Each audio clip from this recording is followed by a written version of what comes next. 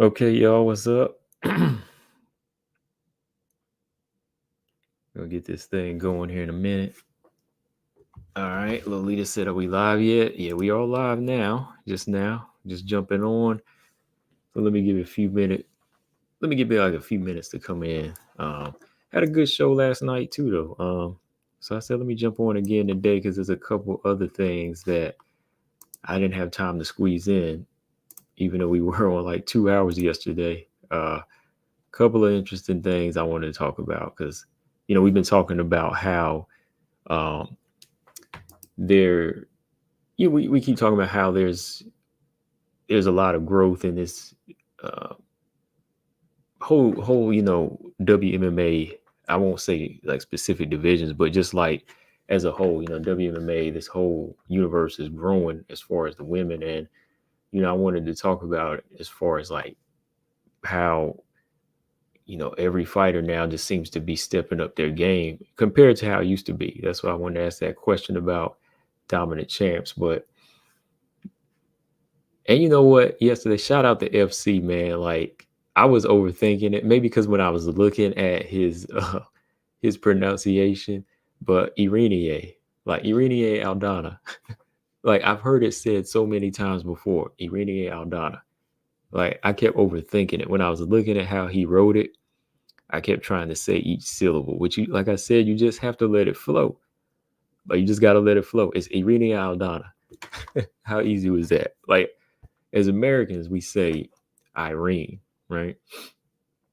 Like the song, Good Night Irene, the old Lead Belly song. He said Good Night Irene, but in Mexico is Good Night Irene.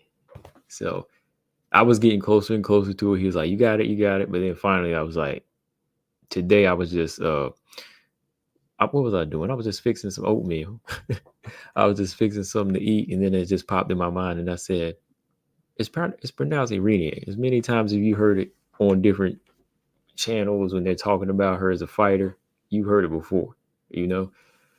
Six, what's up, man? He said we need Efren, what's up? We need some boxing news on this very boxing day. Boxing news, man. Yeah, not much. I mean, the fight card last week in boxing was okay. I did watch some of the fights. The Joshua Wilder fight was okay. Wal- Wilder and Parker. I mean, shoot, man. I mean, I can do a whole show on like Deontay Wilder on the other channel as far as like what I think he needs to do. But we heard a lot of people talking about that already. We hear a lot of people discussing that, and I think it just comes down, Deontay Wilder, does he have the hunger now, and so on. I mean, that was probably like one of the best cards they've had in a while in boxing. That boxing card reminded me of like a UFC card because they really did try to get like names. It seemed like it seems like when you see fighters like that on a card, each fighter is usually on like his own separate card.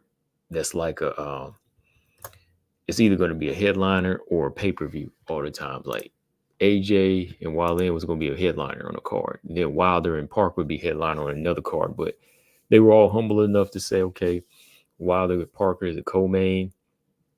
Joshua versus Wallin is the main event. Then you had the guy Frankie Sanchez kick it off. You had Dimitri Bivol on the card. Um, you had a lot of good fights on there. Like the Daniel Dubois fight with Big Baby Miller was okay. That was a good fight. So yeah, it rounded it out, and I think that's what boxing needs, more cards like um that compare to like how the UFC sets it up. Because the UFC, they when they do matchmaking and they put these cards together, it's always on point for the most part. You get more than one championship fight sometimes. Just pound for pound fighters on the same card.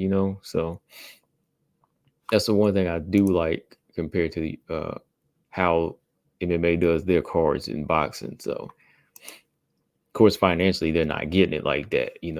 Financially, MMA is not getting it like that. But boxing, there's more in um, individuals, when they try to push themselves. So usually when a fighter like Errol or like Terrence, uh, they, they're holding on to several belts, they'll try they'll try their best to headline that fighter. The promoters will. They won't stack all of them on the same card. And that's what I was saying about Tank Davis and Ryan Garcia. Like, to me, that wasn't really like a headlining fight. Like, to me, that should have been like the co-main event to like a Spence Crawford, So yeah, just stuff like that. Six said, what's next for Wilder? I don't know, man. Like, I still would like to see him fight Ruiz. I mean, he's coming back, so if he comes back, I'd say Ruiz. But to me, I think retirement doesn't sound like a bad idea. I mean, for Deontay Wilder, somebody who's done what he's done with limited skills, to me, that'd be it. That's it. I could say that he could walk away right now, and I'd be fine with that. And he should be fine with that. I mean, you defended your belt 10 times, something I don't think he'll ever do again. Because, Fury's around, Usyk's around, competition is different. And his body is starting to deteriorate. He's getting older. So I think retirement doesn't sound like a bad idea. Put on a whole highlight reel of knockouts for his career. Not many men can say they've done that. Yeah, Easy. What's up? He said the boxing card was fire. It was. I enjoyed the boxing card. From what I've seen. Hopefully they announce Spence Crawford too. Yeah, if they announce it, man, I don't know. Just get it over with, because after that first fight, I don't really see this thing being like interesting anymore. That first fight was a butt whooping, very bad butt whooping, but the second fight might be at 154. We'll see.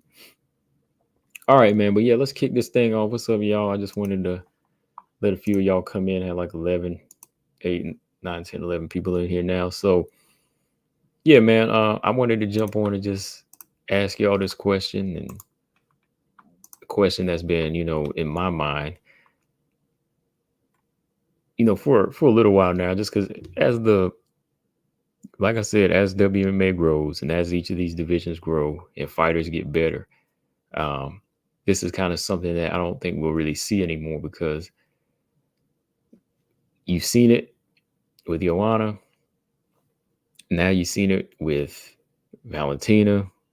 And of course, you've seen it with Amanda before she retired. But it just seems like dominant champs is going to be a thing of the past now, especially with how some of these divisions are rounding out.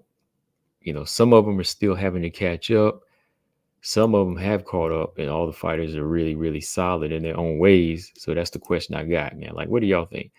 Are dominant champs done in WMMA? That's the first question I want to talk about. Then I got some ideas for WMMA fights for 300. So yeah, we're going to talk about those two things today. What's up, Marcus? But yeah, that's the question I asked, man. Are dominant champs done in WMMA? And the more I look at it, and just how skills have evolved in these fighters, and how everybody seems to be kind of getting the grasp of that it's important to be well-rounded. I'm starting to think that, man, like, I think dominant champs for WMMA are kind of, I won't say a thing of the past yet, but it could be done. It possibly could be done. Six said not yet. I mean, not fully, but to me, it's definitely showing signs. I think it is done. Like, we've already seen. Well, let's put it this way. See, you can't use Whaley as an example. I knew you were already thinking that. That's why I had to stop you right there, because we've got fighters that dominate on their way up, right? We got fighters that dominate on their way up, but can they be dominant as a champion? To me, there's a difference. To me, that's a big difference, because, I've heard boxers say this in the past, like, getting the belt is one thing, but defending the belt is like a totally different thing, because for some, it's about getting it. But then when you get it, it's like the fire is gone. Like, oh, okay, I already got that. There's really nothing about it anymore like that excites me. I got it. Okay, if the next person wants it, they can have it. The hunger kind of goes away. So you kind of see that situation sometimes where you got dominant fighters and then boom, they kind of lose it. But little while back, we had dominant champs like Valentina, Joanna. Um, yeah, it could not fully be done, but right now, I'm seeing more evidence that it could be because even when you could go as far as back like 6 years ago, like when Holly, well, with Holly, that was what, 7, 8, and Rose winning the belt. When both of them won the belt, that was kind of a sign right there, right? So you could say it's more so done, and like, because when was the last time you seen somebody else besides Valentina as of lately doing it? Well, yeah, of course, like I said, Amanda, but then you see other fighters that start stepping up their game and start catching some of these fighters slipping or sleeping, because after Joanna, she went on her 5 title shot reign, 5 title defense reign. Rose got it, but Rose defended it one time against the former champ. Then she lost it to Andrade. Then Andrade lost it. Then Weili got it. Weili defended it once, and then Weili loses it to Rose again. To Rose, and Rose gets her belt back. And then Rose defends it again, against the former champ, like she did last time. And then she loses it to Carla.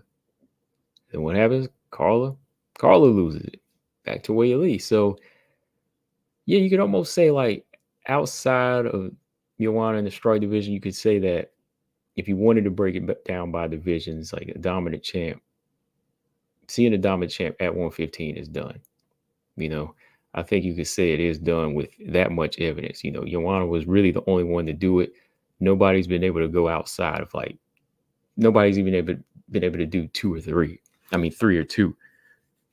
So to me, I think that it comes down to a few things. It definitely comes down to the competition getting stiffer, and sometimes, like I said, some fighters not having the same hunger as when they get it. Now, yeah, Zhang Weili, I think she's always had the hunger, but like, because when she won the belt, she was fierce, and when she defended the belt against Joanna, it was a fierce fight, but it just came down to, I think, more so a skill thing too, like the wrong approach. Like, she really wanted it. Like, she defended the heck out of that belt. That was one of the best WMMA fights ever, right? But yeah, it was just a mixture of a few things there. And then you could say, like, with Rose, I think with Rose, she defended after Joanna, the hunger with her kind of died down. So it's like several things, man. Like, that's what I'm saying. Like, to be a dominant champ, there's like several characteristics you have to have now, and I don't think a lot of the fighters show that right now. Not a lot of them are showing that right now. Let me see here. Easy. I don't think dominant champs are done yet. There are a lot of with specific skill sets that dominate, like wrestling. If we get someone great at wrestling and striking, we'll see it. You say I can see Valentina dominating bantamweight if she goes up. Right now, it's possible. It is possible, depending on how she handles the weight up there. With some of these big girls, you never know, and depending on how much she's lost physically too. You just never know. It could be one of those times. But easy said, I think Dakota Chiba has the potential to be the next dominant champ. She's got hands in the ground game. She really balances out well. One is no more dominant than the other. Good balance, good skills. Yeah, I think with her, it's going to take a little bit of work. But yeah, as long as she's like attacking the way she is and always having that aggression, and she's still fighting with the same hunger when she wins the belt as possible. Zama said Tatiana can go on a decent streak. Main contender to become dominant. Dakota Chiba at women's flyweight. Yeah, what about Tatiana though? Yeah, Tatiana, like when I've seen her like a few years ago in like 2018, 2017, I was like, okay, she's definitely got that potential. But as divisions grow, you never know, man. Like I don't see a lot of these fighters now just succumbing to the same thing over and over, because it's like in training, a lot of these girls like are being forced to evolve too. That's another thing. Like some of them want to be well-rounded, but let's be real. Some fighters have their favorite skills that like they like to go to. Jillian Robertson, she's a specialist. but sometimes you got to step out of your comfort zone. So I think a lot of the fighters are being forced to do new things, do new things, and try new things. Ever said dominant or long reigning. Well, I kind of mean like a mixture of both there. Like when I say dominant, I mean somebody that's pretty much dominating their division, they're long reigning. So I'm kind of going hand in hand with it. Somebody that's, because when you're long reigning, I consider that being somebody that's dominating their division, because nobody can beat them. They're running it, they're going on their streak. So, because like you could be a dominant fighter on your way up, but in this case, a dominant champ means a long reigning champ too. That's how I see it. So yeah, long reigning, a champ that's dominating their division and they can't be touched. Like when Valentina was doing it, she was a mixture of both there, right? Let me see. Manny Pacquiao winning weight divisions. It ain't happening nowadays, but like I said, Wei Lee is keeping hope alive. I don't know, man. That's the difference, though. This is different. I'm glad you. That's a good statement you brought up, but I disagree with it because it is possible somebody could do that because this is different. Like dominating the division and moving up and down are two different things. See, Manny winning in 8 weight divisions, somebody could mimic that. They could mimic that. They could go, because the thing about boxing is, they're sanctioned bodies too. Like you could move up and down and fight the weakest champion, and then you could become 3 division world champion, 5 division, 6, right? Because you fight the weakest fighters. But let's say if your division is on point and it's got a lot of competition like welterweight, you stick around and defend it 8 to 9 to 10 times. To me, that's more impressive, So somebody doing what Manny did is possible. But as far as like reigning in a division, that's something that, I'm not sure we can see right now. Like Whaley has that chance, but when you're starting to try to move up and do something different, granted, flyweight is a good move up, though. I mean, it's still a tough move up, but when you're just doing it as like a one-shot deal, it kind of shows that you have no interest and like doesn't really show that you want to own your division. You know what I mean? Six said that says a lot for the organization if they didn't develop a dominant champ. Yeah.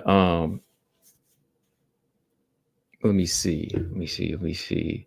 Ooh, Colostrum said Liz Carmouche whoops Dakota. What do you think about that, Easy? He said Liz Carmouche whoops Dakota. When was the last time? Who was the last person Liz Carmouche really whooped?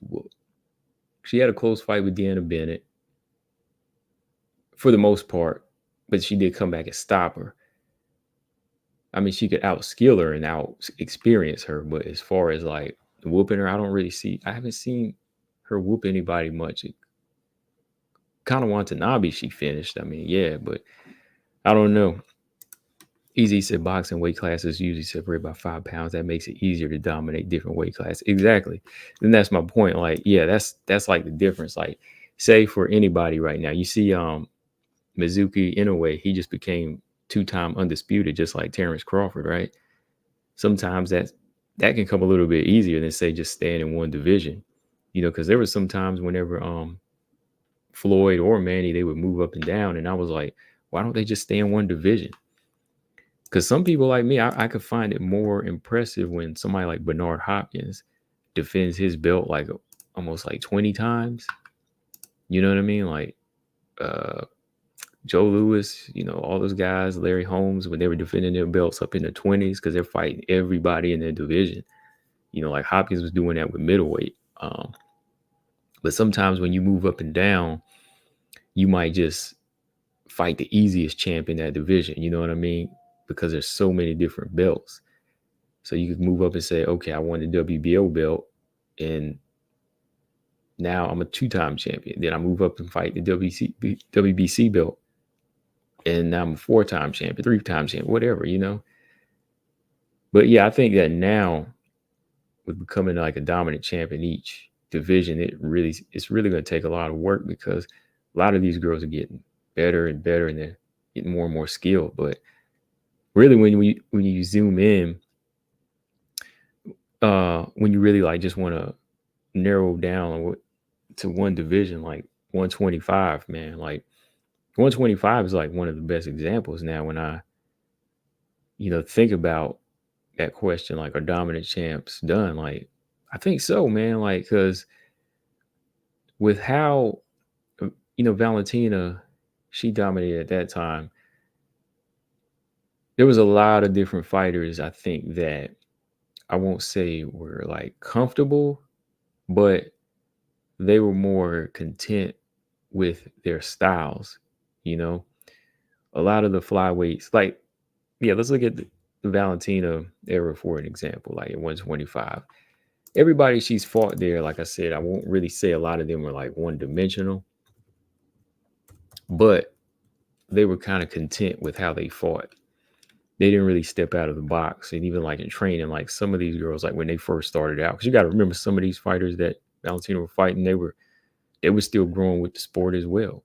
Everybody from Liz Carmouche, like even at bantamweight, like Sarah Kaufman, and then we even just go to when you just go to the flyweights that she fought, like Joanna, of course, Catchaware was one dimensional. Jessica I, those fighters, they came in from a time when the sport was still kind of molding itself, especially with women.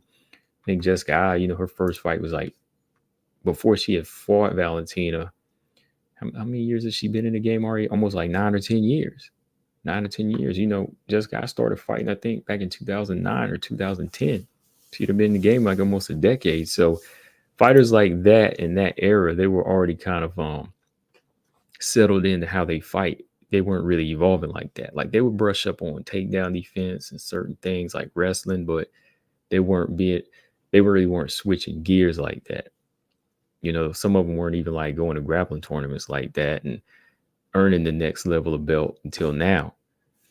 So it would be hard to be dominant now because the girls don't like that. Valentina's fought Jessica I, and I'm not knocking her resume because that was a particular era at the time. That was a particular era. Those were good fighters, but the era starting to change a little bit. Chikagan's a good fighter, I think. She's still been growing. She just got her black belt in BJJ, but at the time when she fought Valentina a few years ago, she's known more as a point fighter, as a striker. Like she could get takedowns or something, but in certain fights. But when you're dealing with somebody like Valentina who does switch gears more and then has improved a bit more in those different areas, it makes it hard for somebody like Chikagan to make those adjustments at that time in the fight, right? Because she's used to doing several things defensively and moving and trying to outstrike somebody. But when you're dealing with Valentina, who's a better striker and stronger, there's not really moving to evolve there, so she gets dominated.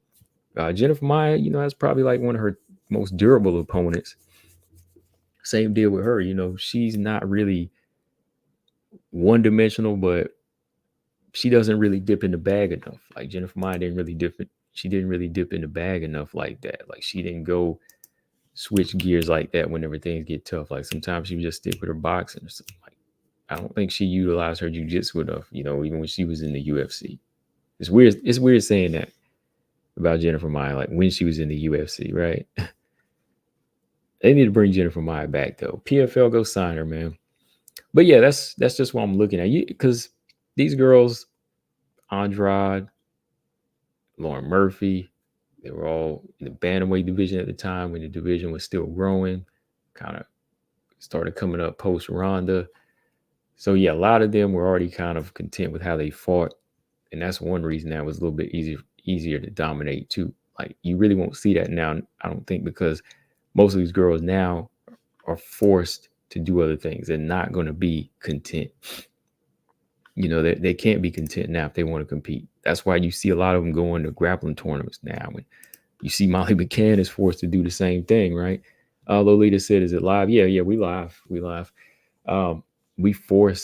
They're forced to do more and more different things now. Like you see Rose going to these different grappling circuits now.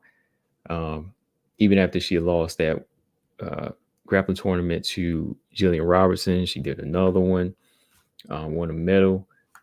She's getting another wrestling coach to get better in certain departments. So yeah, man, they have to now. They just can't do one or two things. You see, even Alexa Grasso, like that's what made me kind of in the beginning kind of skeptic of Grasso ever winning the belt, man, because when Grasso first started, even like at strawweight, she was more of a boxer, and then when I seen Tatiana Suarez just handle her, I was like, oh man, this is, this, I don't think Grasso going for it. This girl ain't gonna go that far if she don't step up her strength and her wrestling. So when she moves up to flyweight, it wasn't just a weight thing. Oh, I'm moving up just so I'm comfortable. Like she had to move up and get better. She had to move up and get better if she wanted to climb the ladder. So you see a different Alexa Grasso even at flyweight. So yeah, like when she does that, she's taking that approach, that makes you say, okay, man, like when she fights Valentina, I'm not sure, still has to be tested, but when she goes in there, she proves everybody wrong and she finishes her.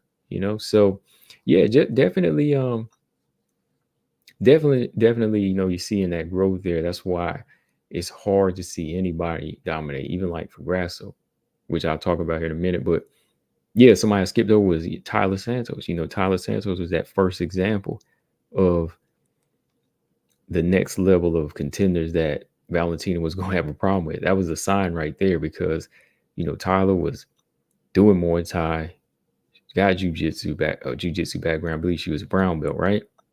Tyler Santos is a brown belt, or is she a black belt now? I don't know. But I forget right now. But she's strong, she's gritty, tough. In that fight, she gave Valentina a heck of a fight. Some people still feel like it go either way. But that was a sign right there. Like this girl's got something here that could give Valentina problems. And then Valentina goes into her next fight, and you see that the reign ends there because people are learning. People are drilling things that Valentina does. So that's another thing for me is evidence on why some dominant champs are going to be gone, because one or two particular fighters are going to figure you out, right? Two or three fighters they will figure you out. If Father Time don't get to you, somebody else will figure you out. I go back to Rose. When she fought Joanna, Joanna's primarily a Muay Thai fighter. She's primarily a striker, an MMA striker. She's not going to take you down or do any wrestling or jiu-jitsu. So Rose, they figured that out. Rose had better footwork, better timing. And then, I picked Rose to win that fight because I said, Rose is going to be a little bit slicker. And I believe she probably might catch her in that fight. And she did, Surprisingly, I didn't see it in this Grasso fight, which is crazy because, I said that with Ronda, because Holly is going to utilize everything she has. Ronda's going on this reign. You got a lot of fights to watch over. Holly Holm, they're drilling it. They're sticking to a game plan, and boom, they beat her.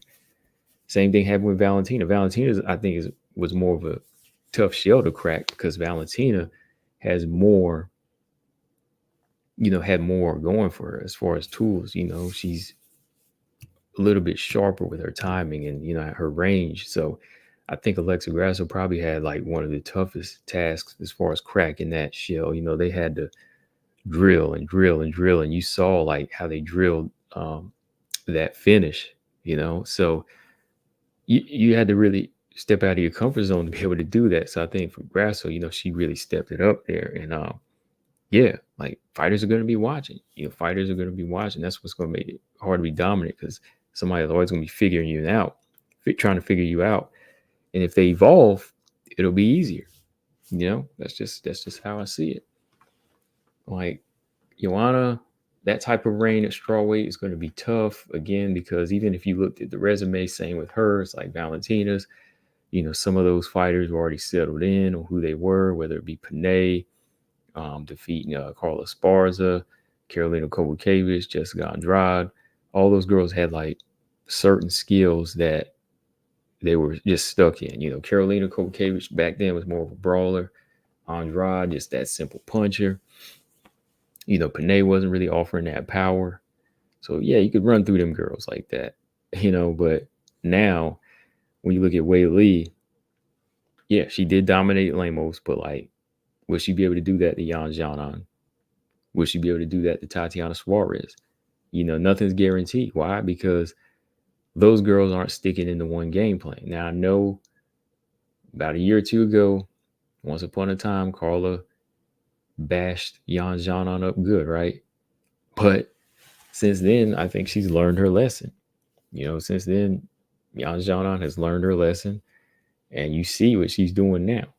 She's going back to the drawing board, got a good team that's helping her put her wrestling and jiu-jitsu together. So, Yan Xiaonan ain't going to be stuck in the same gear anymore. She's looking for other gears. Then you got Tatiana Suarez, working with her man Patchy Mix. She's working on her game too. Like, I'm sure, her striking won't be her primary go-to against Whaley or Lemos, but she's doing it too. Like, she's working on her striking too. She knows how important it is. So it's going to be hard for Whaley to dominate. It's going to be hard for her to dominate, really. But because, these girls are evolving like that. Like, everybody thinks, yeah, Whaley, of course, Whaley's definitely going to be the heavily favorite over Yan Xiaonan, but you just never know. You just never know because people are working. People are really working on what they need to do to get done now. Macy Barber's made that change. She's made that change. That's why when you got fighters growing like that flyweight, it really makes it tough for me to say Grasso goes on this dominant reign or, this long title defense reign. It's just not happening, I don't think. Man, you think, let me ask you all this. Okay, since yesterday, the big debate y'all had with my question I asked, how many title defenses do you think Alexa Grasso bags? And again, I'm not trying to downplay her now or anything like that. Well, I'll tell you how many I think she'll get, and this ain't her fault as a fighter. I'm just saying, this is how good the division is now. Like, this is how good the flyweight division is. I'm not knocking her as a fighter, saying that she's not hungry anymore. That's what I want people to know. I think Grasso's a complete fighter now. She's done it. She proved that she's a champ. She's got the skills. But the way everybody else is growing, how many title defenses do you think she gets now based off of how good the division is? That's the question. But let me look at these comments. Closum says Suarez ain't losing with Patchy in the corner. Yeah, he's helped her improve big time. I mean, I'm impressed with, she's slowly moving along. I'm impressed with her range and some of her kicks now. Patchy has Tatiana utilizing her reach much better than she has been. Yeah, it's not as like clunky. You know what I mean? Like, it's not as clunky. She's starting to look a little bit more fluid with her kicks. All right, Lolita said 3. Efren said 10, but he was just joking. And then Lolita said Aaron and Kareem's coming. Those are good examples on why. I mean, like, I don't think that I don't think it's because she's a bad fighter, or not ready or not hungry. Definitely not. I think it's because these other fighters are looking just as good.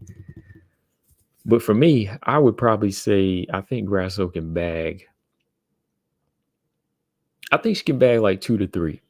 I'll say 2 to 3. I'll say 2 to 3 because I think with what she's learned from the Valentina fight,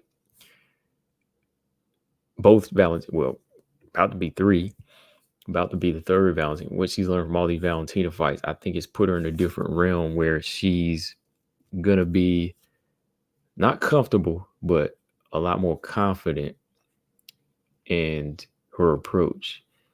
And she's actually been turning up her kill switch a little bit more. Well, a little bit more so than 115. She was always more technical at 115, but I think at 125, when she's seen openings, she's taking it a little bit more.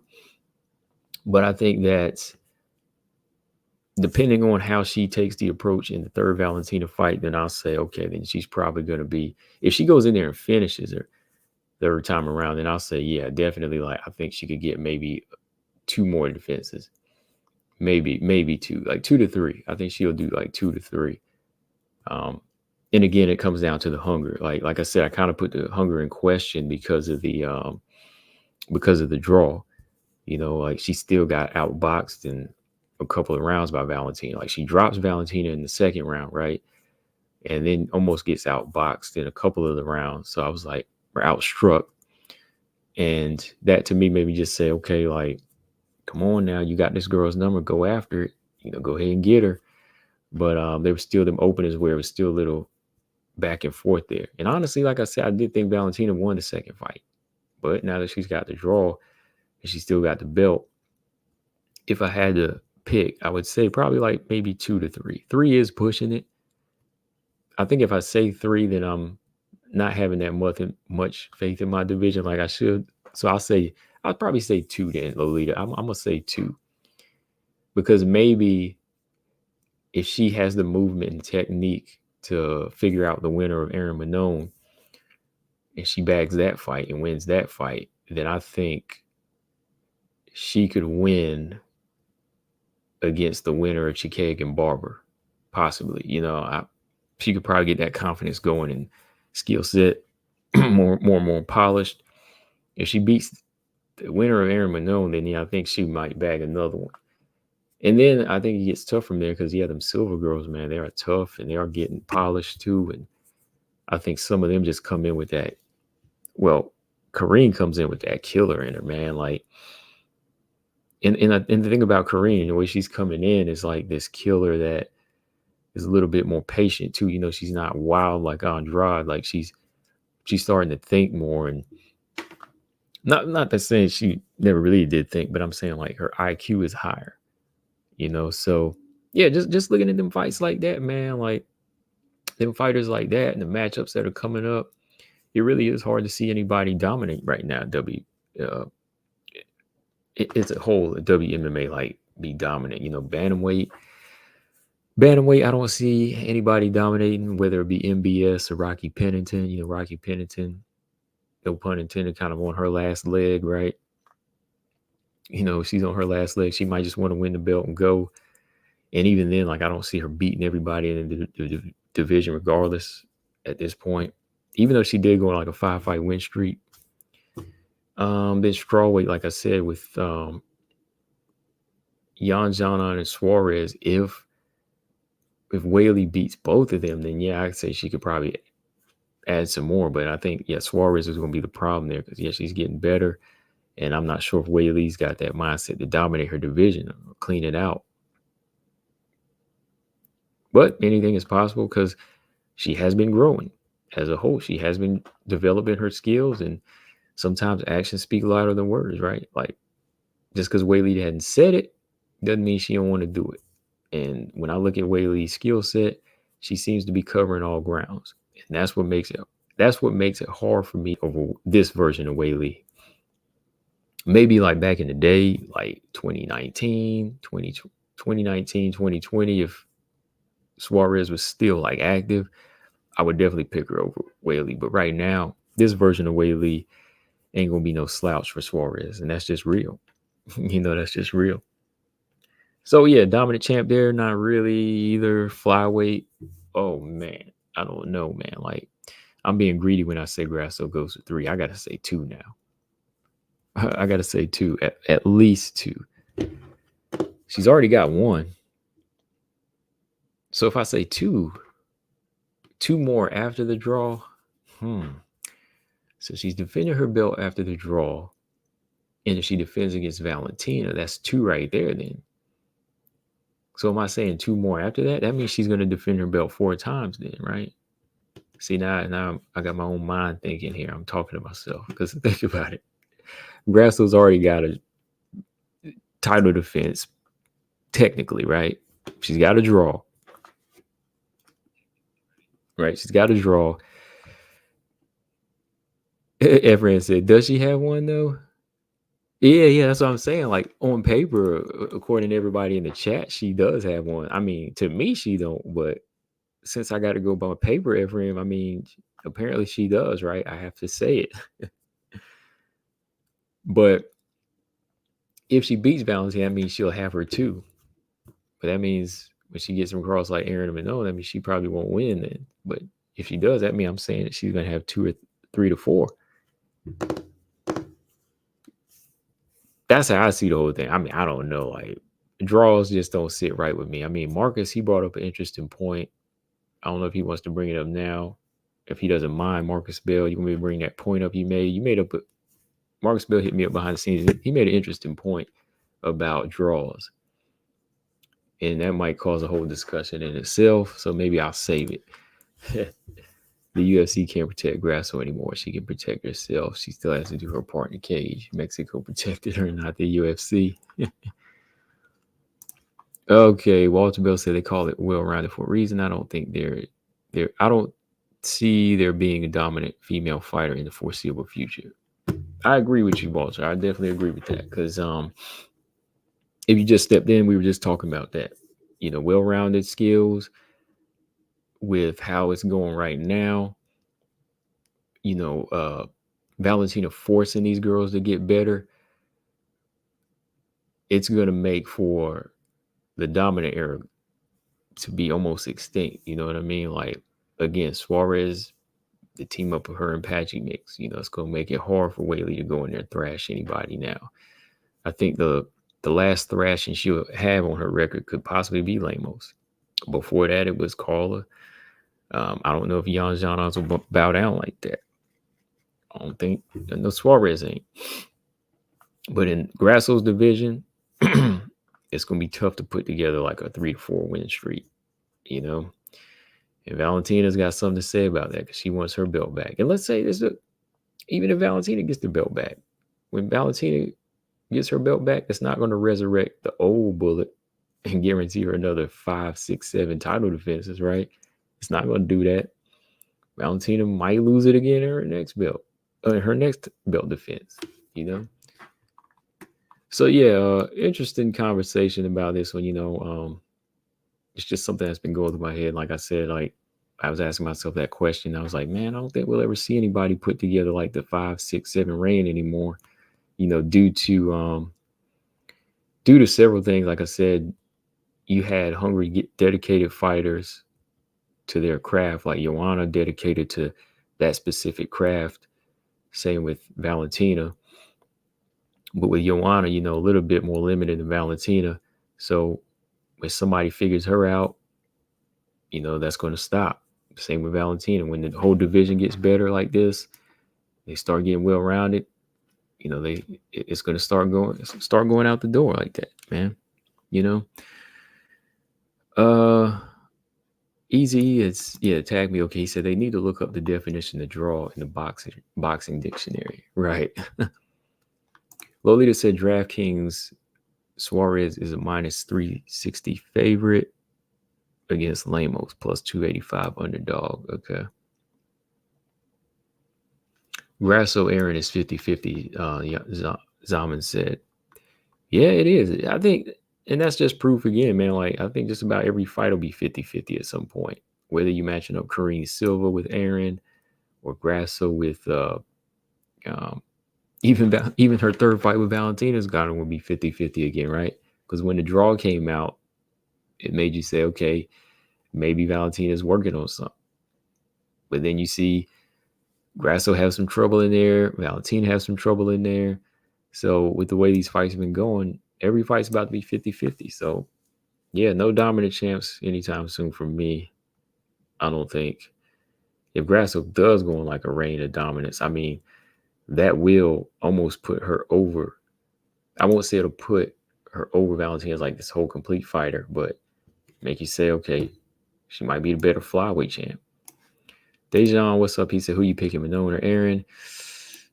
Tough call. I'm not sure yet.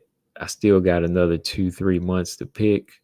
Yeah, I haven't picked yet. Lolita said Aaron versus Kareem. Yeah, that's another 50-50 fight to me. Like, I think Aaron is a killer. Aaron is a smart killer. Kareem Silva is a growing smart killer. So I don't know. Like, I really don't know in that fight. They're both getting better with their striking. Like, Kareem's getting better with her punching, her punch selection, punching powers there. Man, when she dropped Marina Moreau, I was like, oh, man, this is about to be over. This is about to be a wrap right here. And it was. All right. So Zama said the thing with Erin is she's quite good striking offensively. Yeah, she is. It's hard to nullify her offense. That's true. Long reach, disruptive, awkward rhythm. Yeah, that's true. Combined with constant takedown threats. She's not simple at all. Yeah, that's why, like, you have to really take advantage of the fact that she's wide open. Like her lack of defense. You need take advantage of her lack of defense, and you have to look to really sting her and get her respect. And Suarez, not Suarez, but Santos couldn't do that because she kind of lost that steam in the fight, and she fell into the game plan of getting pushed to the cage, thinking she could hang there. But Erin's relentless. So you have to be moving and you have to be hitting her in some sweet spots, hopefully to really hurt her. Because if not, she'll come at you. I mean, best example is again, Santos and Andrade. Andrade hit her and they told her to keep going, don't back up. And she kept it going. And she's got a good jab, man. Like Erin has a good jab, she'll hit you square in the face with that block hand of hers, the way she turns it over. Yeah, people used to knock her striking, man. That's what I'm just saying. Like, I was never one to say her striking was bad like that. Like, I was always impressed with how she utilized it for, her game plan. Like, she's not gonna be a pretty boxer like Erin. Erin's not gonna be a pretty boxer like Grass or anything, but Erin, she strikes.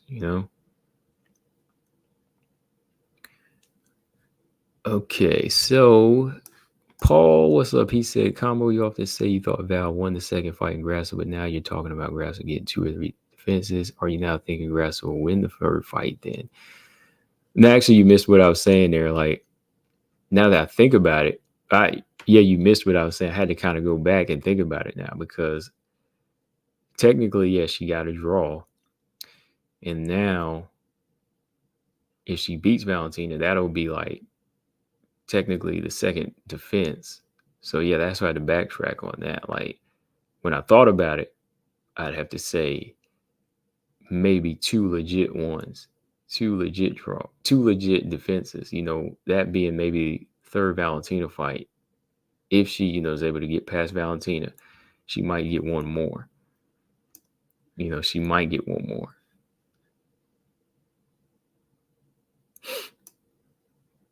But yeah, I did think she won the second fight, but we just never know how this third fight, how it comes out. I mean, she's always been, from what she's been looking like in these fights, she's always been like a thorn in Valentina's side, man. So you just never know. Like if she gets this fight, she wins this one, she'll probably get another one.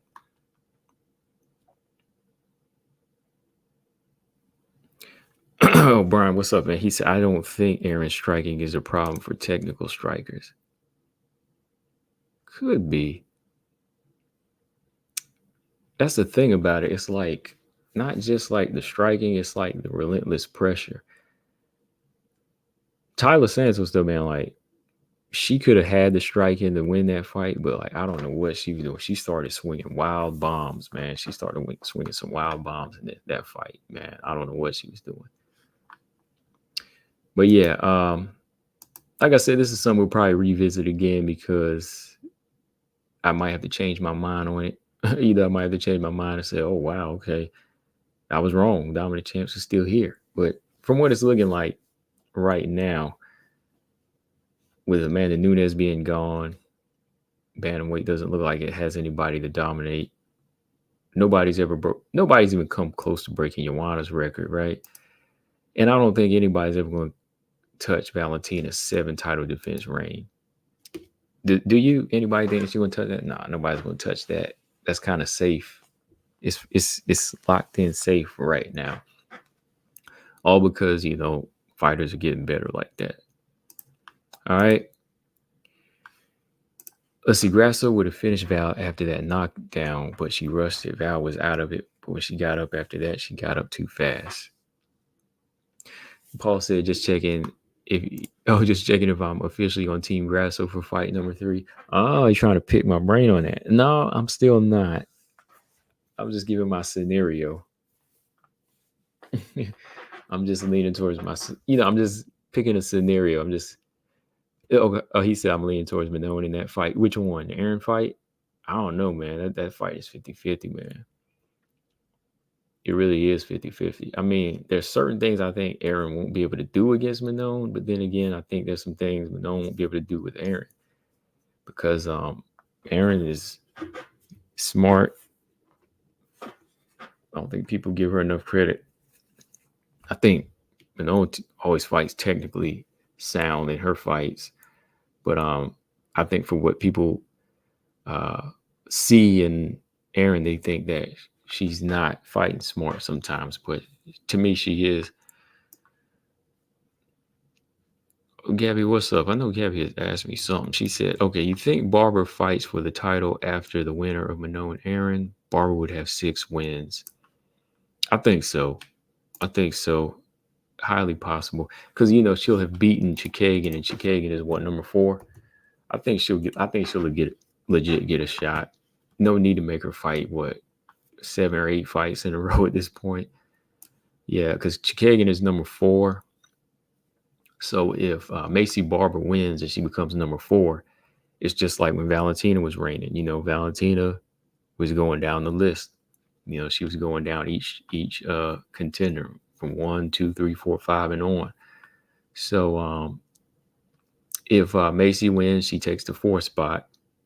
She'll get a title shot because she'll be like where Aaron and Minoan is right now is 6-0, and you rarely see contenders push that many times right now, but they're kind of forced into that situation now to get a 7th win. But I don't think they'll do that with Macy Barber. Like, no need to.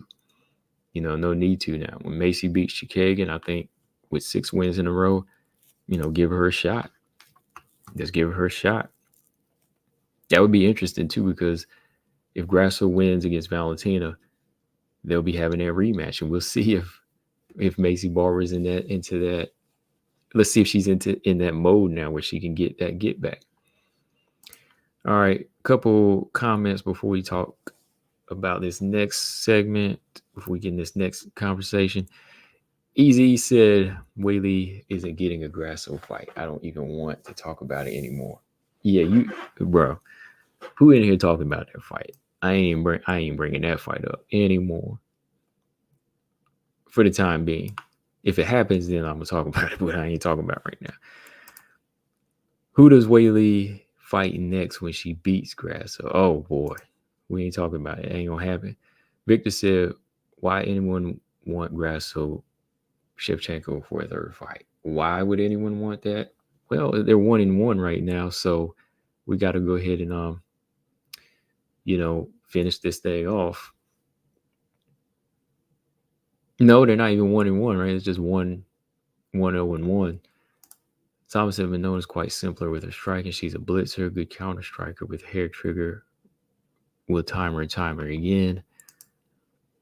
The Whaley Grasso complaint has already begun because the cards are close to being set. I don't want to see that fight.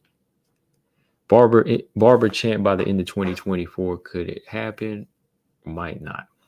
Anything is possible, but in the 2024, I don't see her being champ at the end of the year, though. Honestly, I don't see her being the champ with whoever's fighting. Does she deserve her shot if she beats Chikagan? Absolutely. She's earned the shot. She'll earn the shot, yes. Does she win the belt, though? I don't think so. Not right now. Not right now, because I think what's going on right now in the division is a little, it just seems a little advanced, but I don't know. It really depends. Like, I'm saying that because I don't want to jinx this Chikagan fight. I'm trying not to jump too far ahead because I do think Barber is a threat right now. Like, I think she's a threat that will get to contender status, but her winning the belt, I have to see this fight first.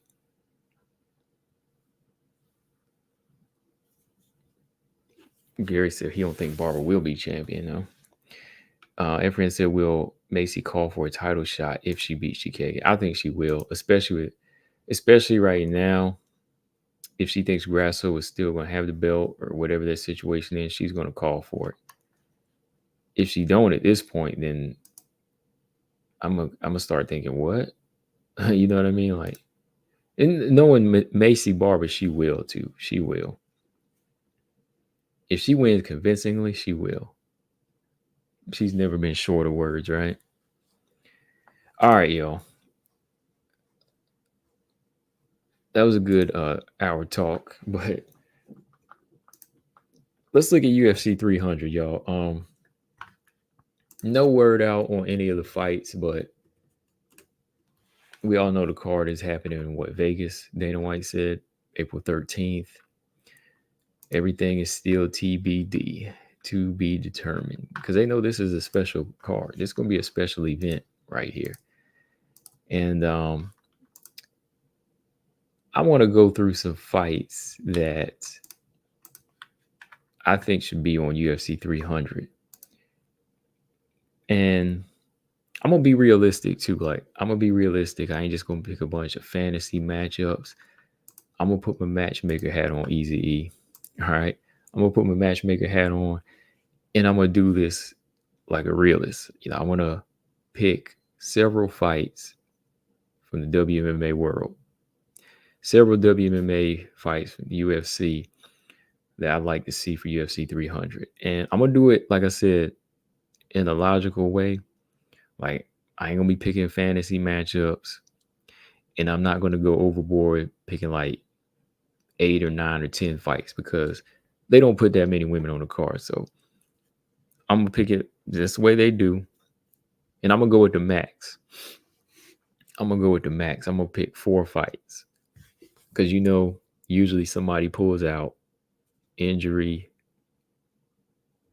sick, can't make weight, visa issue, So, UFC 3 being like a special event, it's the big one. It's a big one, 300 cards.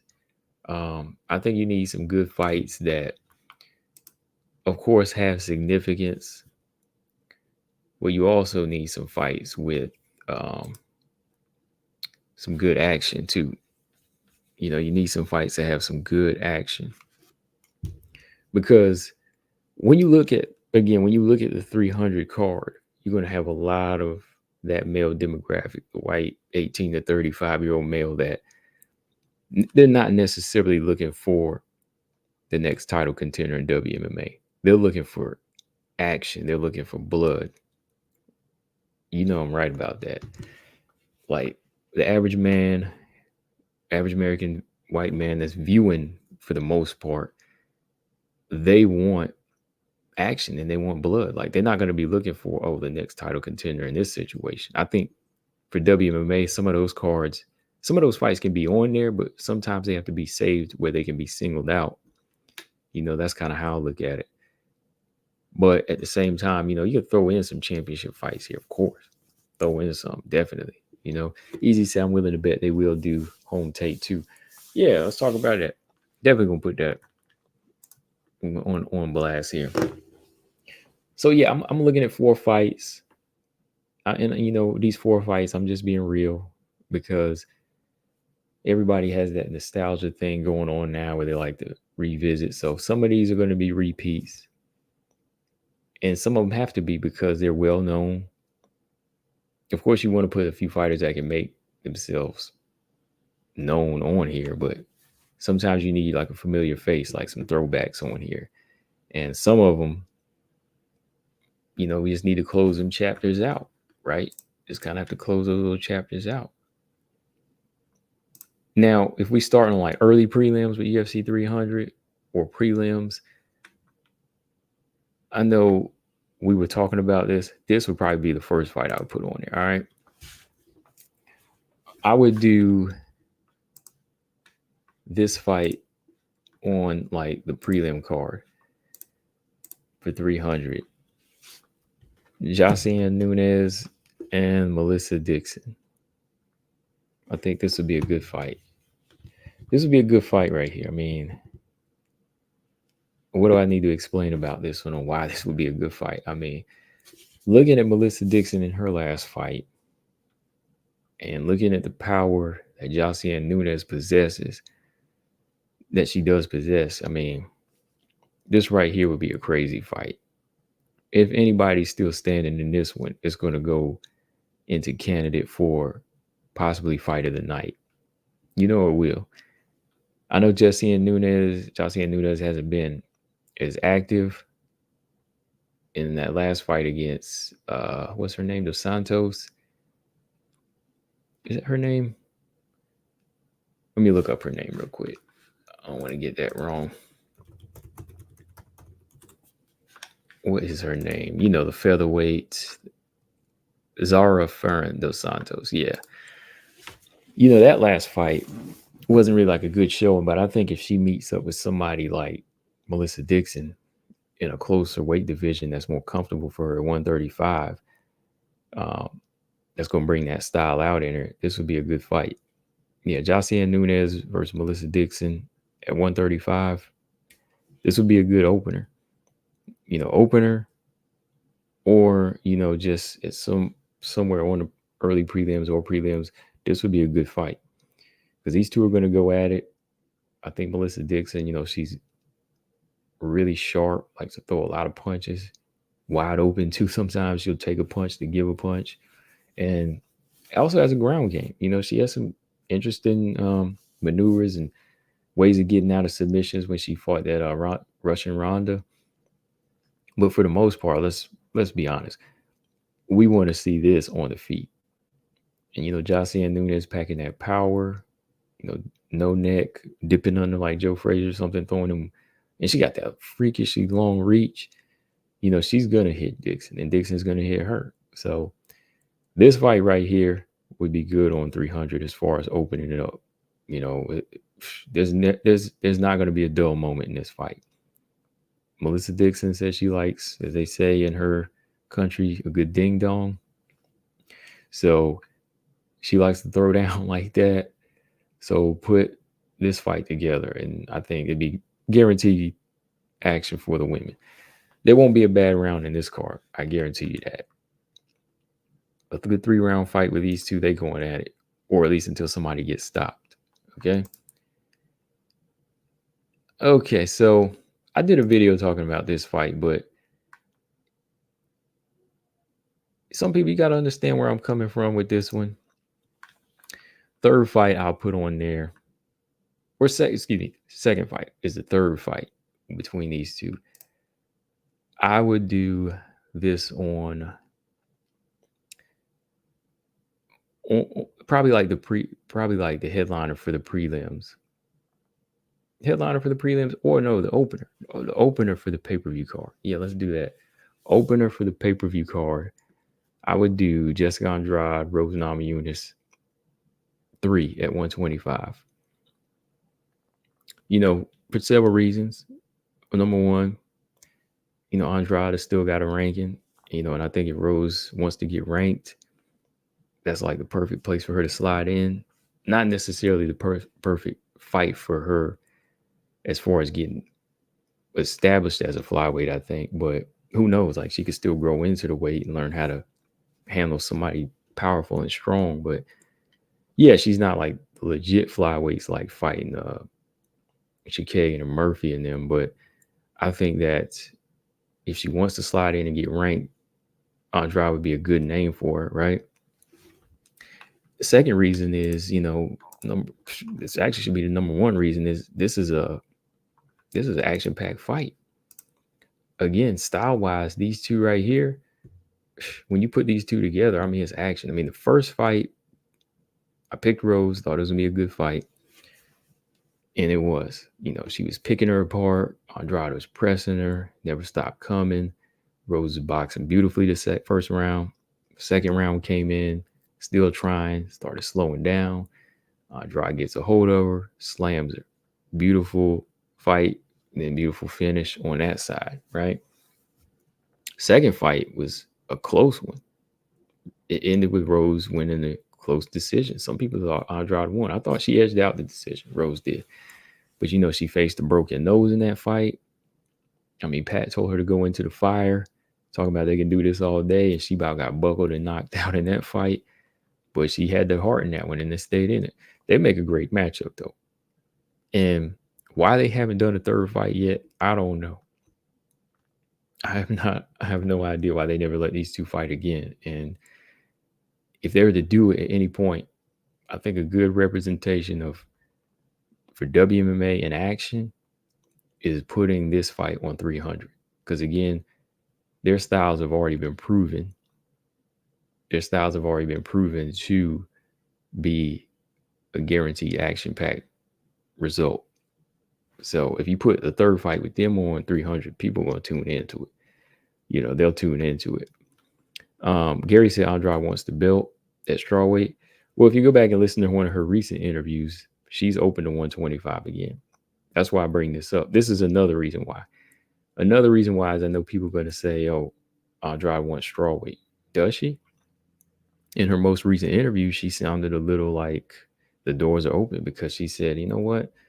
I fought everybody at strawweight. These are her words. She said, I fought everybody at strawweight. There's really nothing going on. I don't know what to do now because she's not in title contention. She was like, I might have to go to 125. I'm still number 5 there. So why don't I fight? Or at the time when Manone didn't have Aaron, she was like, maybe I could fight Manone and Firo.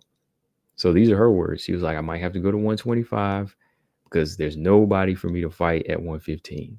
So if she feels that way, she needs to fight Rose because everybody else is taken.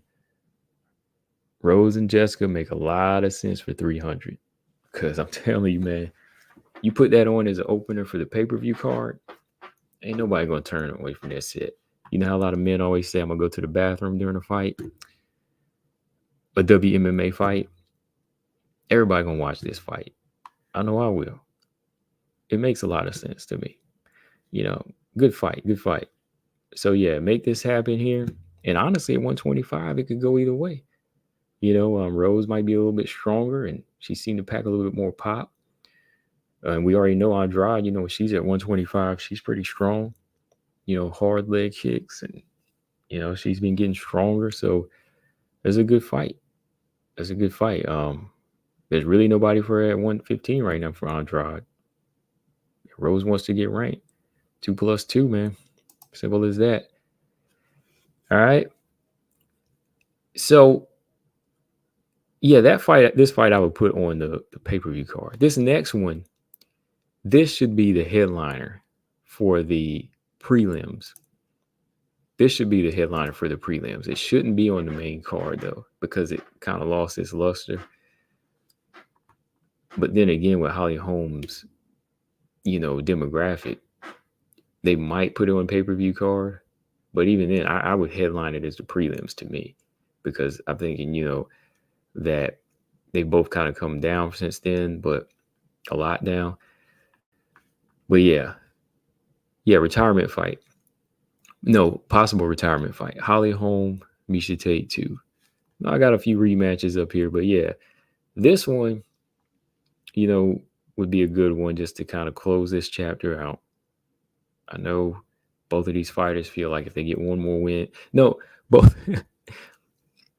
of these fighters always feel like they one fight away from a title shot. I love Holly, but they do be saying that. They always seem like they're one fight away from a title shot. So to me, I think they have to go in there and fight each other and then see where they kind of go from there. But not saying they deserve a title shot in this situation, whoever wins this one. But no, I think they just need to revisit it because, Miesha Tate brought it up. A lot of fans were bringing it up as far as saying that it was a fluke win. Miesha Tate said it kind of rubs it the wrong way that people think that she didn't have the skills to go in there and win. And she was kind of upset that people felt like she was behind. And when she won, it was like a fluke. But I thought Holm was winning the fight. But yeah, Miesha Tate was always dangerous. Yeah, she was always dangerous in the fight. Most definitely. Yeah, she was always dangerous. That's why she pulled it out the way she did. But yeah, I think it's a fight even Miesha wants to return to. She won by submission, and I think Holly would take it. Holly fights anybody. So, Holly, I think that's the only rematch right now for her that makes any sense. And again, that demographic, they would tune into that as the main headliner. As the headliner on the prelims card. That's a good fight.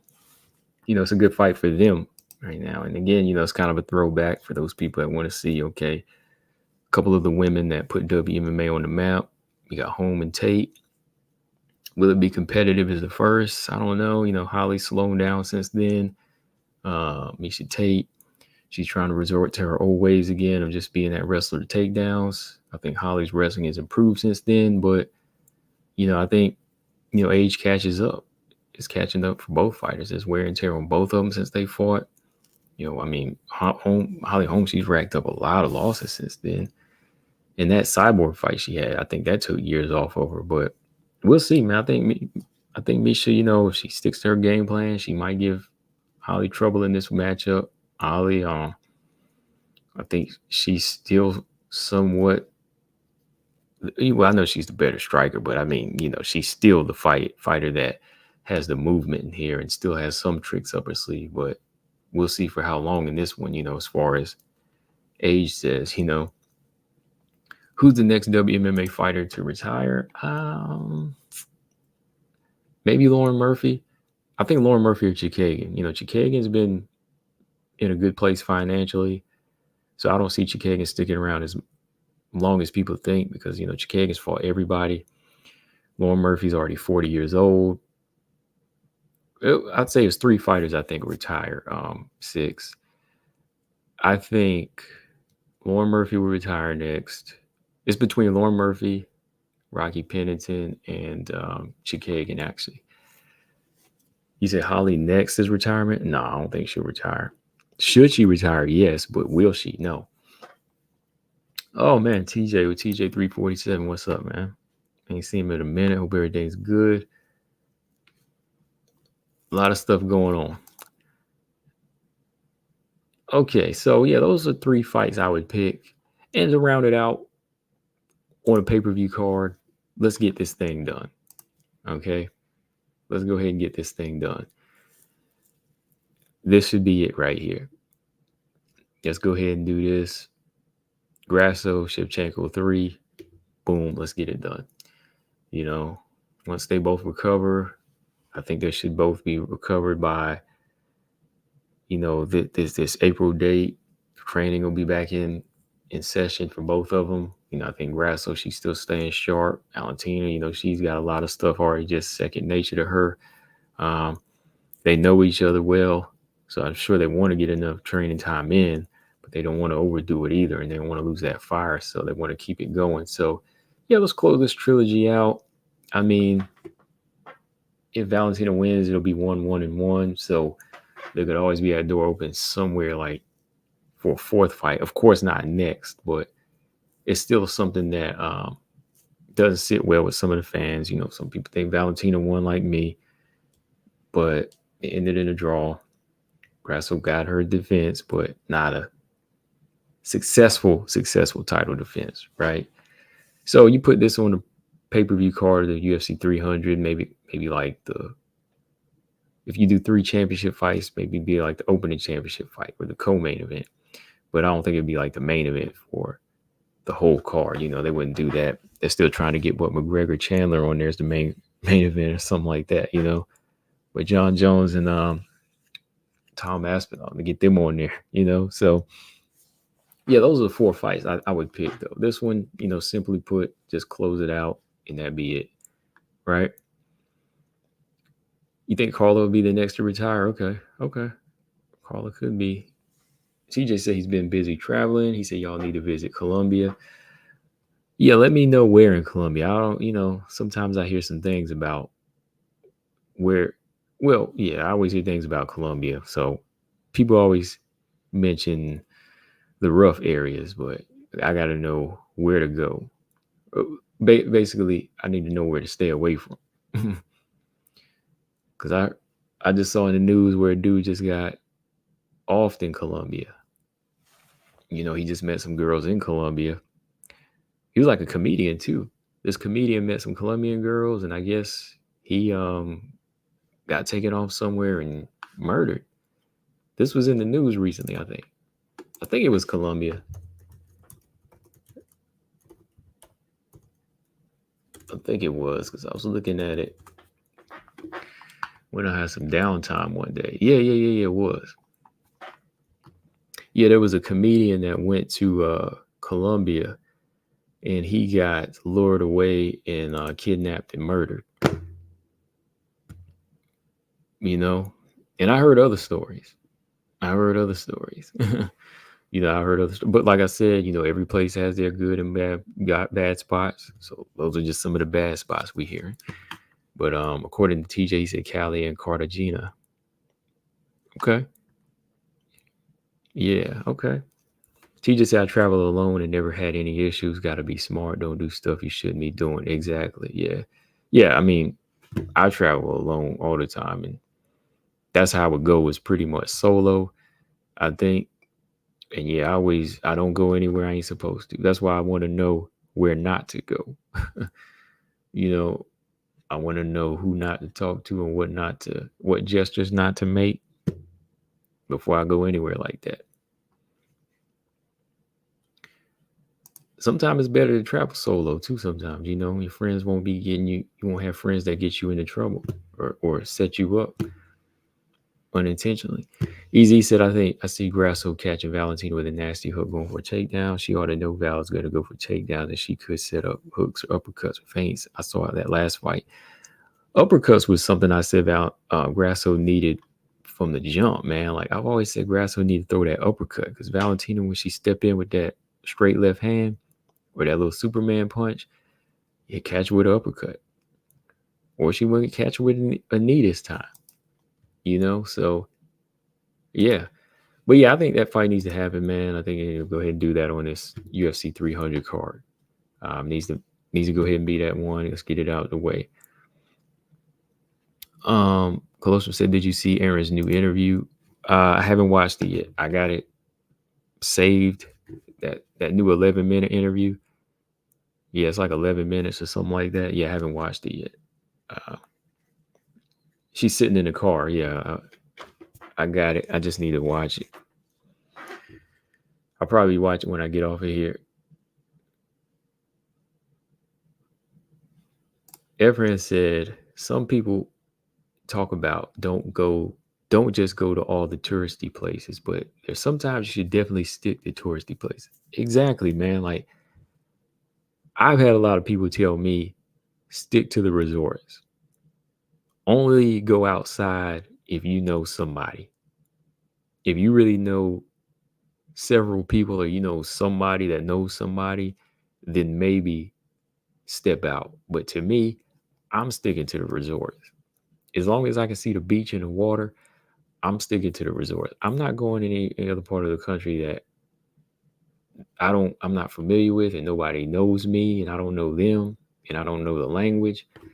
I'm not going off the beaten path like that. But yeah, I've had people always tell me that stick to the resorts. Like they tell me the opposite, stick to the resorts. Because I know some people that went to several people went to Haiti or Jamaica. Again, beautiful countries, but when they went off the beaten path and they went somewhere else, man, they were in places they shouldn't have been. They were in places they shouldn't have been. So to me, it's like they got resorts for a reason. They got the touristy places for a reason to keep your behind safe. Keep your behind from getting into trouble or getting locked up abroad. Y'all ever watch that show? I used to watch that show like 10 years ago. Y'all ever watch that Locked Up Abroad where people be getting set up? I know y'all used to see that one, man. I don't know if y'all did, but that show right there, man, that'll put you in a different mind frame about how you travel. It shouldn't make you not want to travel, but it'll definitely say, hey, you need to keep your eyes open. TJ said, when is Aaron Manone fight? March 30th. March 30th, UFC Atlantic City. I think it's the main event too, so it's gonna be on. Easy said, I used to travel to Asia often. Safest continent to travel into, in my opinion. Places like Mexico, Brazil, etc. Too dodgy. I agree with you on that.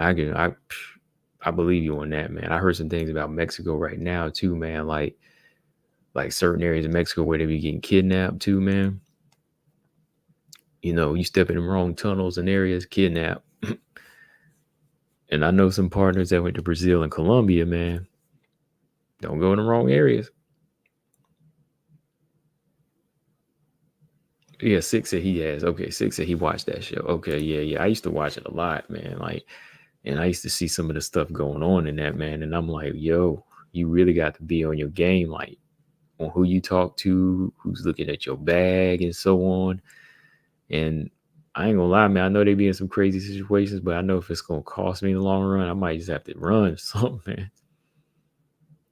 Ever since I got family in Mexico who live in some areas where there are roads that are basically off limits. And if you're not a local, you wouldn't know it. Like they might not kill you, but you will get stopped. Right. Okay. Yeah, definitely, man. Yeah, like I said, I think that's the reason, they have resorts because they want people to get the feel, but they want to keep you safe. Of course, they want money, but that's the whole point of it. They want to keep you safe, man. Keep you safe. And I'm down for that. Let's be real too, hygiene, things like that. You don't want to get something in you that you can't get rid of or something that makes you sick. So just stick in the areas that were built for you over there and enjoy your time. Cause that's what I'll do. That's what I'll do. Easy said you can get 5 years in Japan for shoplifting. It doesn't matter if it was a grape. Tell you, man, keep my hands in my pockets. You better follow them commandments when you go over there, man. For real. Yeah, if you follow them commandments, 10 commandments, you better take them seriously when you go over there. I mean, thou shalt not steal, or you losing your hand. I'm not being funny. I'm serious. Get some years taken all your life. You better not be able to be committing adultery, any of that stuff. It's serious over there. Don't be picking fights. I know you'll see a lot of these women. Easy. I don't know if you look at some of these shows, man. Like these girls out here and like these women out going out to where is it? Bali, picking fights with the nail salon people. They get in jail. You can't be acting ghetto and hood over there like that. They're gonna check you. They don't play that hood stuff over there, man. You getting killed or you getting put in jail. I'm being real. Like they have some girls out there picking fight with the manicurists, getting physical and starting an argument, putting hands on people. Jail time. And you getting sentenced. Robot chick said I seen a hand cut off in the Middle East for stealing. I believe it, man. I believe it. Paul, man. I'm being serious though, man. But before we wrap it up, let me ask you this, Paul, and everybody else. What fights do you want to see on UFC 300? I gave you my 4. What do y'all want? Triple TYK said, what, bro? Who acting like that in Bali? Oh, man. Bali, Dubai, those girls over there that be acting hood and ghetto, they be getting checked. I mean, the men get up in their faces and you can't be doing that over there.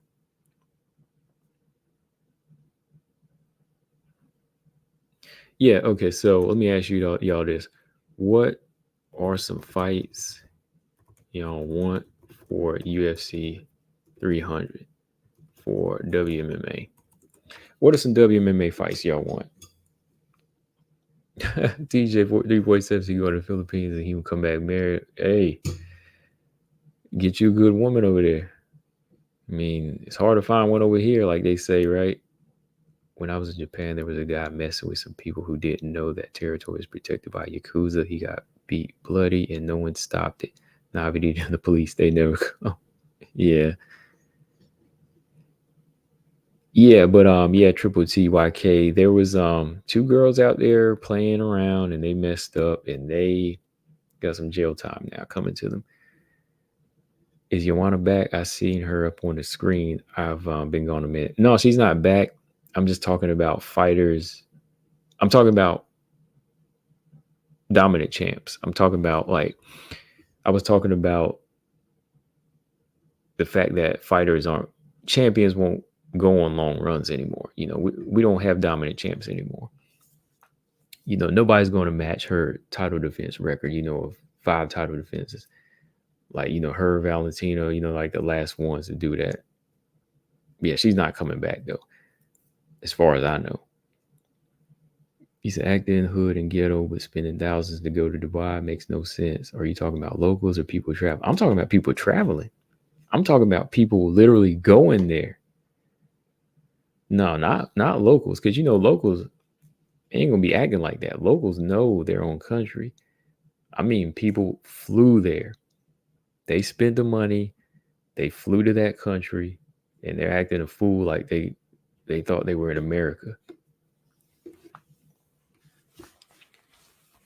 Okay, Robot Chicken said Whaley versus Jan or Grasso. I'll take Whaley versus Jan. Efren said he wants Carolina versus Angela Hill. That's a good one. I did, man. You know what? My pictures didn't load up, but I did start to say Carolina versus Yasmin Lucindo.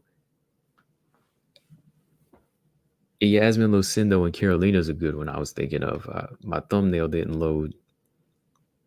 I hate that about StreamYard. Like I loaded it up, but it's not showing. I uploaded. I did. TJ said Whaley Grasso followed by Whaley Valentina make the fight. Moreau. Oh, Brian said he wants to see Marina Moreau and KGB. That's a good fight. That's not a bad fight. That's a good fight. That's not a bad one there. Let me see. Yeah, Carolina is ranked. Carolina's like number 14. Hold on, I still got the rankings up. Yep, on the money. Carolina's number 14. Brian said for 300 specifically, yeah, Whaley Yan and Grasso Shevchenko 3. Yeah, I agree with those two. I was going to put Whaley Yan on this one, but again, my thumbnails aren't loading. But yeah, I think those are 2 good fights that you put on there.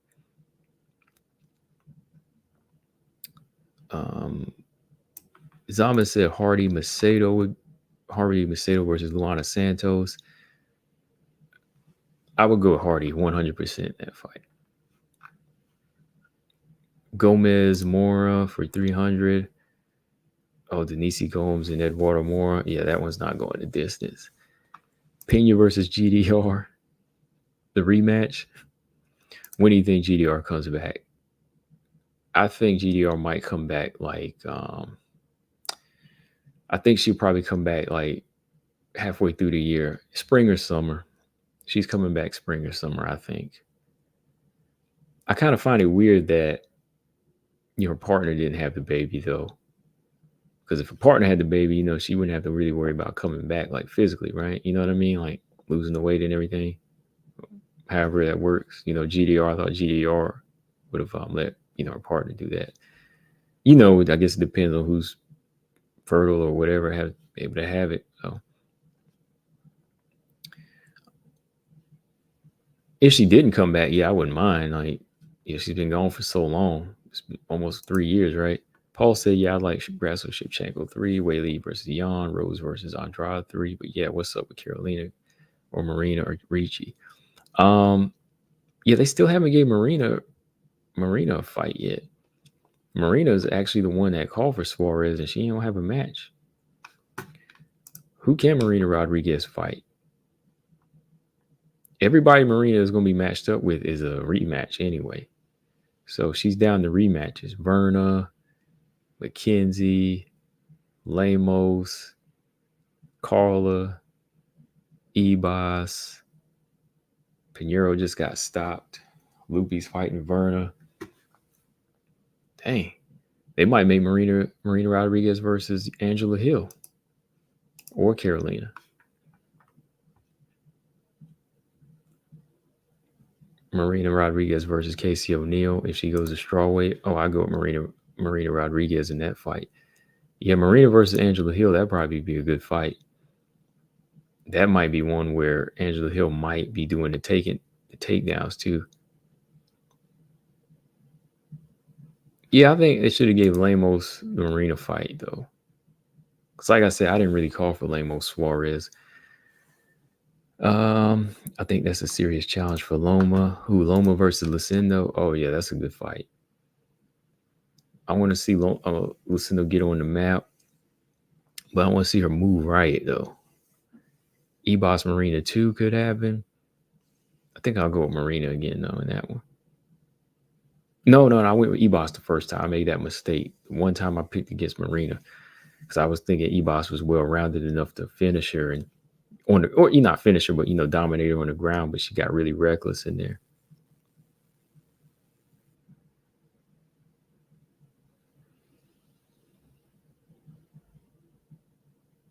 Yeah, I don't think it's the fact that it's an easy fight. It's easy. I just think Marina asked for it. She should get it. Yeah, that being the Suarez fight. Because if she didn't ask for it, you know what people would say? Oh, she's ducking. See that? See that now? Yan Zhana not fight Suarez. What is everybody saying? She ducking, right? But now that Marina wants to fight Suarez, people got a problem with that. That's what I'm saying. Like, hey, give her the fight. If she wants it, let her have it. TJ said Marina going to get cut soon. She's fought everybody, man. She's fought everybody, and getting to that title is hard, man. It's hard work, but I don't think she'll be cut right now.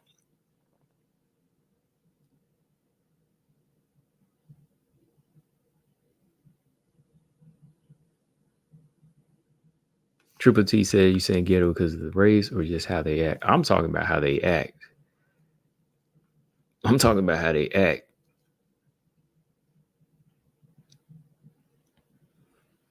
I don't know why you would go over there and start acting like a fool like that.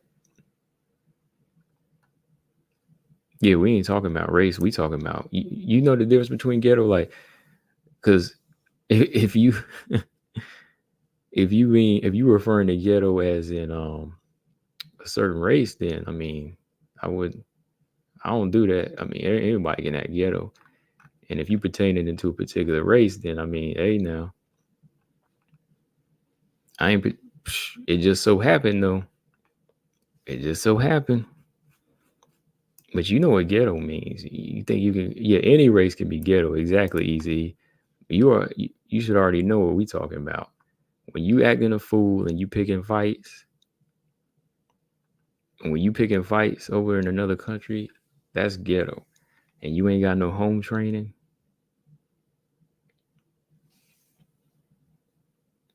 And you think you can bring your lifestyle over there and just act like a dummy? I know ghetto people of all races, exactly.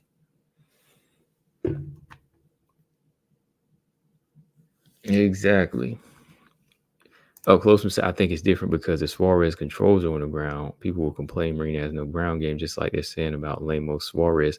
But people are saying that Jan has no ground game. You know what I mean? Like people are saying that she has no ground game.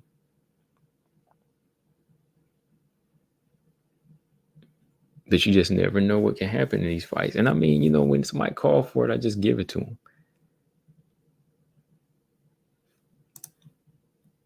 Triple TYK said, that's why I asked some people only refer to certain races as ghetto. No, I don't. I mean, I don't do that. I mean, too old for that. I mean, too old and know too much, too many types of people.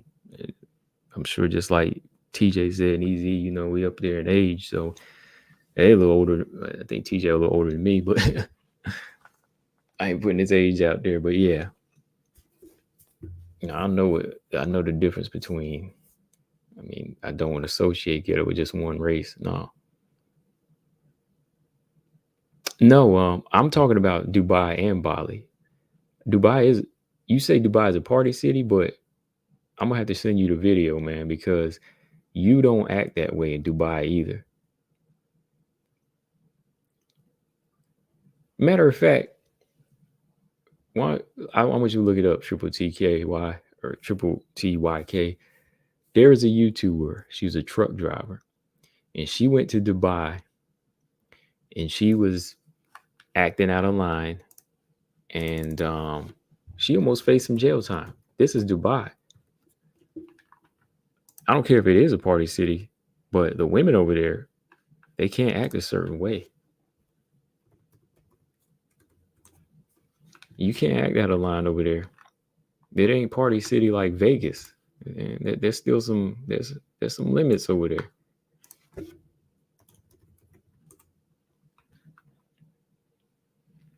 What was her name? I'm gonna look it up for you. Yeah, she's a YouTuber. She went to jail in Dubai for acting up.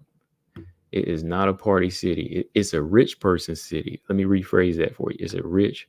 No, let me rephrase. Yeah, how you said party city. It's a rich. It's a rich person city, meaning that people with money can do what they want and have their fun there.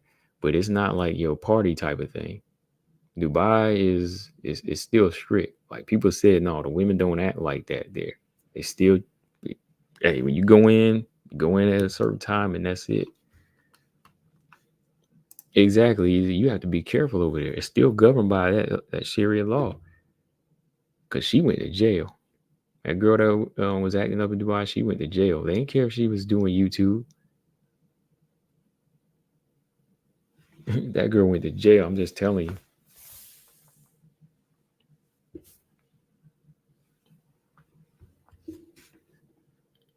Don't sound like a party city to me. Listen to this: smoking or eating in public in Ramadan. Try that during, try that in a Muslim city. Um, oh yeah, that too. If you're caught with yeah, stuff like that. Yep.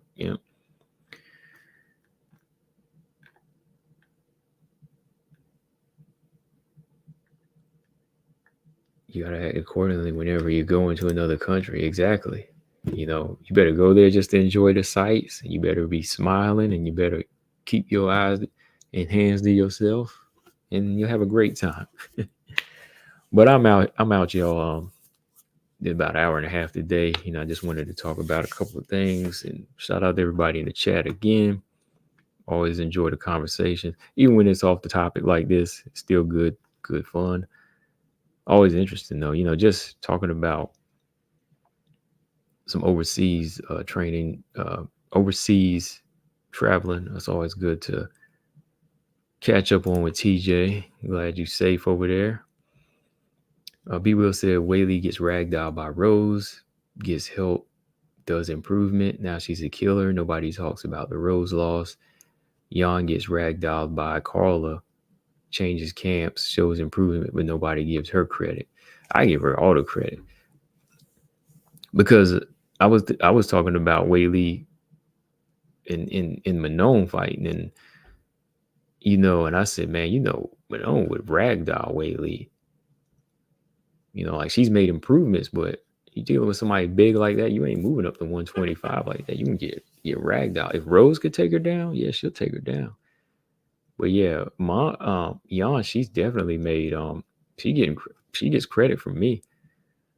She in that camp. She in the right camp. Yeah, but yeah, Brian, I'm just saying too. Yeah, I know what you're talking about. I'm just saying too. Yeah, it's like she gets in credit. Like I know what happened in the Carla fight. I picked Carla, but I know that Jan has went through the right changes too. I picked Carla to win in that fight, but if I can look past that nightmare performance, and now that she's improved, I think that she could be trouble now. Could be. When you go to Dubai as a woman and step off the plane without your hair covered, you're already in the danger zone. Hey, tell it. Tell them. Yeah, believe what you want about Dubai. Exactly. Yeah, believe what you want. It ain't no party city. I don't want to go there, honestly. I ain't going there.